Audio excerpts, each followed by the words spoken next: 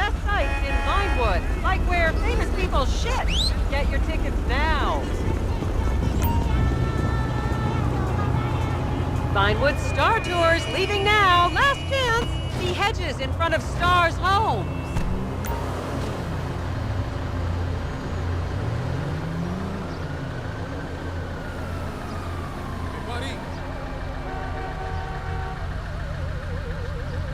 Vinewood is often referred to as the anal bleaching capital of the world.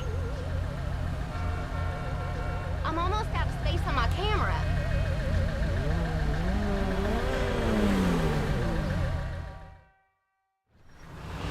Okay, smartphones at the ready, celeb spotters. We are now approaching the legendary nightclub, the Dungeon Crawler. Opened in 1996, the club is famously owned by actor Bruce Spade, who has a custom-built elevated VIP table so that he looks the same height as everyone else. It remains one of Vinewood's hottest night spots for the rich and famous to do drugs and date rape impressionable fans. Play your cards right, and that could be you! The Dungeon Crawler was in the news again recently when comedian Morgan Chester allegedly ran over a doorman in his SUV for not laughing at one of his jokes.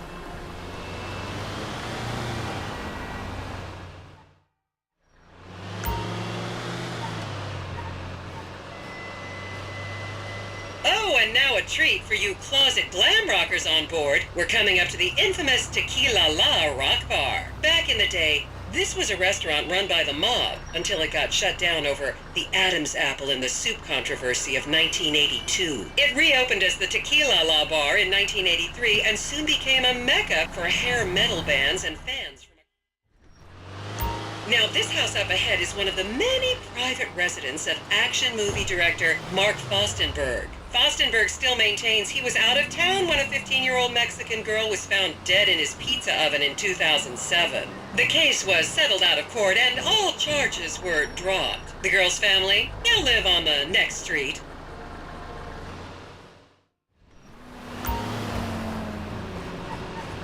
So this is the house of television exercise guru The Craze. You might have seen him degrading himself recently on Rehab Island. Do any of you remember the 80s? Huh, strange times. People didn't go to the gym. This is the home of celebrity wild child Martha Turm. Daughter of 70s comedy star Joni Turm, Martha spent her teens partying on booze, her early 20s partying on coke, and her mid-20s staring at her shoes on heroin. Her tell-all autobiography about the difficulties of growing up really rich in Vinewood only sold 30 copies last year.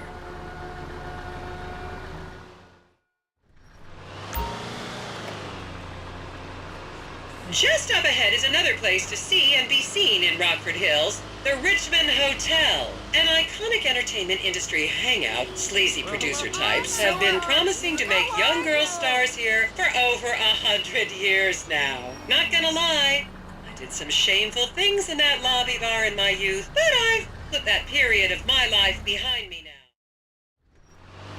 Here you can see the landmark Weasel Theater, which was opened here in Morningwood in 1930. Some of the biggest movies in history have premiered at this theater, including Blue Blood, Shoulder of Orion, and The Many Wives of Alfredo Smith. You might remember the controversial premiere of the gladiator comedy Lions and Donkeys in 1984, when star Chip Hampton walked up the red carpet with two slaves in chains.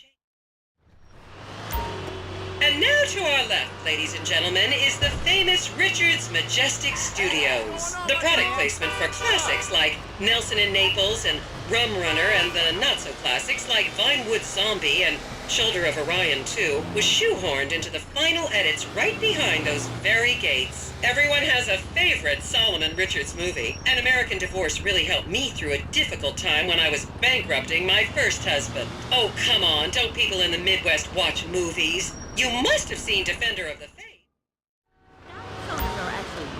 Okay, people, get those cameras out. This is Portola Drive. You won't get a better chance to spot a celebrity in its natural habitat. As you can see, the recession hasn't hit this part of town very hard. These are some of the most offensively high-end designer stores in the country. And now, some fun trivia for you.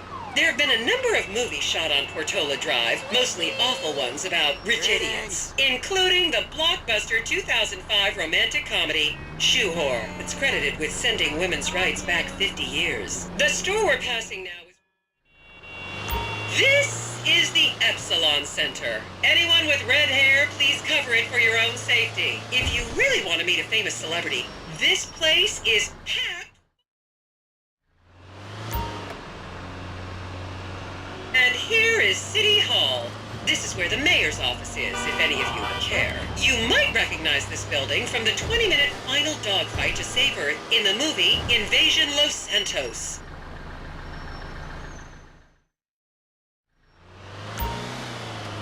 And here we have the beautiful Oriental Theater. Riots broke out on the theater's opening night in 1928 as desperate fans tried to get upskirt shots of the legendary silent movie star Miriam Turner, much like you're doing today, except with really heavy cameras. My daughter tells me it isn't politically correct to say Oriental anymore, but considering some of the other common terms for Asians in the 1920s, the name could have been a lot worse. There's a saying that to go to Los Santos and not...